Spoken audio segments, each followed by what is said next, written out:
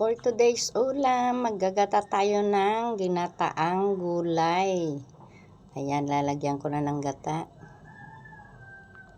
Luto na. Ang bilis, no?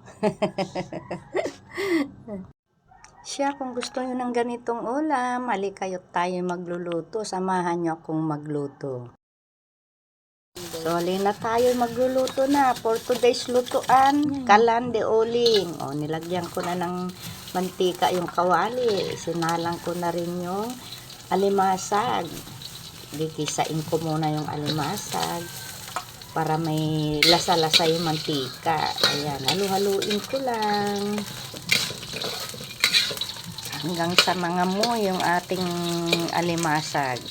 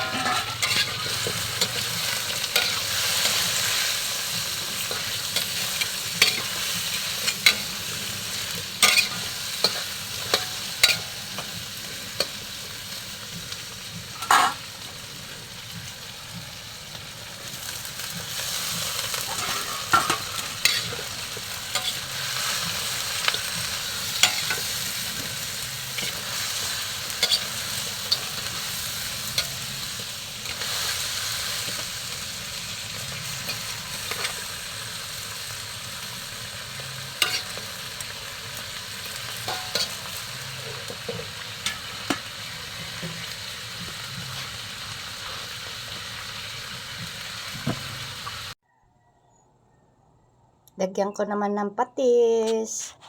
Yan, para sumarap lalo. Lagyan na natin ng templa. Paborito namin ang ginataang gulay. Masarap kasi. O, lagyan ko na ng paminta. Lagyan ko rin ng daing na dilis. Munamon sa Ilocano. Ayan. Wow, ang dami na niyang sahog. Paldo-paldo na sa sahog. O, lagyan ko naman ng sabaw, panluto. Yan, ganito ang masasarap na panahog sa ginataan. Lalo na kung gulay. Wow. May talangka ka na, ay talangka. Alimasag pala yan, alimasag. Tsaka dilis. O, nilagyan ko na ng gata. Kakang gata na lang yan. Nilagay ko. Mahal po ang gata ngayon. Mahal ang nyug. Kaya yan na lang binili ko. 30 pesos po yan. Napakakunti. O, nilagyan ko naman ng betchin para lalong sumarap.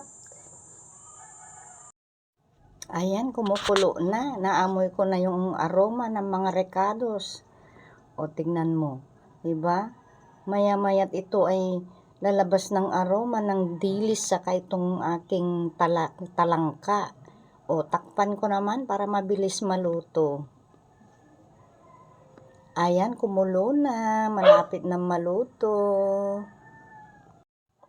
Haluin ko na para maluto naman yung nasa ibabaw. Wow, ang bango-bango po.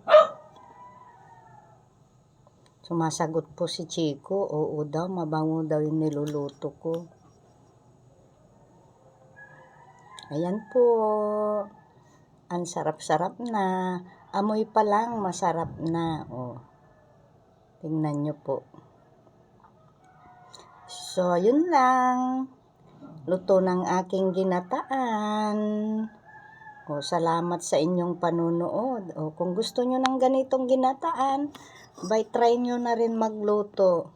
Mura lang naman yung mga sangkap. O, ito na yung niluto kong ginataang gulay. May sahog na alimasag at dilis. O, tara na, tikman na natin. O, ito yung gulay. Napakayami. Masarap. Sarap-sarap ng ating gulay. Tara po, kain tayo. At ito naman yung alimasag. Wow. Guradong masarap ito. Tikman natin. Yummy, yummy. Minsan lang makatikim-tikim ng alimango-alimasag. Alimango daw, pag yung malalaking may kulay. Ito alimasag daw. Try naman natin itong talong. Ang talong na inihaw. Wow, napakasarap. Sausaw sa bagoong. Silipin natin kung may gwardiya. Wala naman. Yummy.